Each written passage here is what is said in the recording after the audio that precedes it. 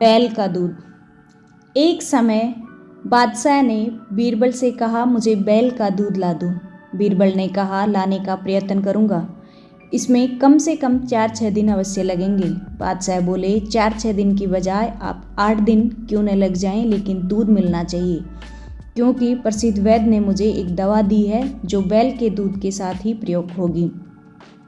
बीरबल समझकर आए और अपनी लड़की से सारा हाल कह गए। साथ ही यह भी बतलाया, कल आधी रात को बादशाह के महल के ठीक नीचे वाले घाट पर कपड़े पीटना, कारण पूछने पर ही बताना, जब तक कि बादशाह न पूछे। उसे सब समझा दिया और अगले दिन बीरबल की लड़की ने अर्धरात्रि में घर के फटे पुराने कपड़ों को लेकर बादशाह के शयन गृह के ठीक पास वाले घाट में लाकर उन कपड़ों को पानी में भिगोकर पत्थर पर पीटना शुरू किया। फट फट शब्द से बादशाह की निद्रा भंग हो गई। उन्हें बड़ा क्रोध आया। पहरे वाले सिपाही को बुलाकर उस शोर करने वाले को पकड़ कर लाने का हुक्म दिया। आज्ञा पाकर सिपाही घाट के पास पहुंचा तो देखता है कि 18-19 वर्ष की एक युवती कपड़े धो रही है। सिपाही उस युवती से ऐसा करने का कारण पूछा और बादशाह के सामने उपस्थित होने को कहा, परंतु युवती ने सिपाही की बात को अनसुनी कर दिया और पूर्ववत ही अपने कार्य में व्यस्त रही। सिपाही इस अवज्ञा से झुंझला उठा और बोला, अर्धरात्रि में उत्पाद मचाकर बादशाह की नींद हराम की और उनके आज्ञा को भंग कर रही हो, उचित नहीं है। भलाई तो इसी में है कि हमारे साथ बादशाह के सामने चलो। लड़की तो यह चाहती ही थी, सिपाही के साथ बोली। थोड़ी ही देर बाद वह बादशाह के सम्मुख खड़ी हुई। बादशाह आधी रात को इस परम सुंदरी को देखकर आश्चर्यचकित रह गए। फिर अपनी भाव मुद्रा छिपाकर नाराजगी प्रकट करते हुए बोले, इतनी रात को कपड़ा धोने की क्या वजह है? तुम कौन हो और कहाँ रहती हो?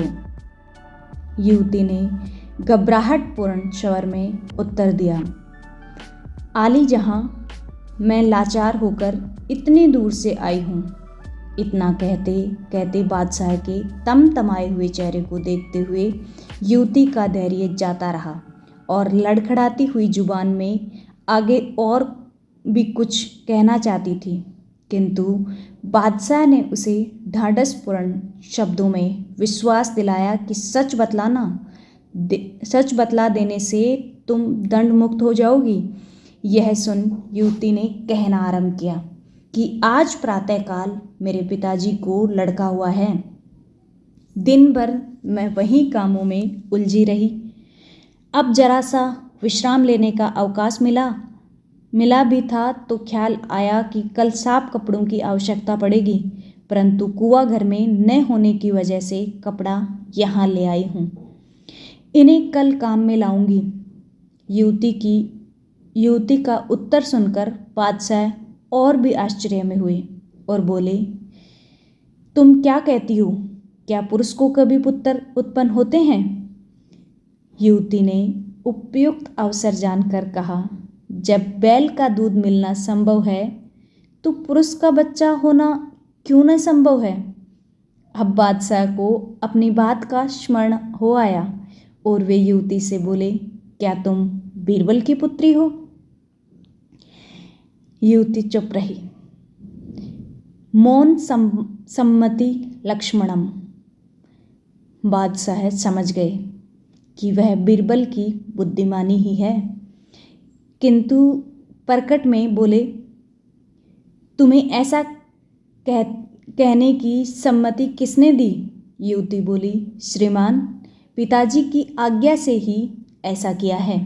बादशाह बहुत खुश हुए और उसे बहुत सा धन देकर पालकी पर बिठाकर रात को ही उसके घर भिजवा दिया। दोस्तों, कहानी कैसी लगी कमेंट में ज़रूर बताना।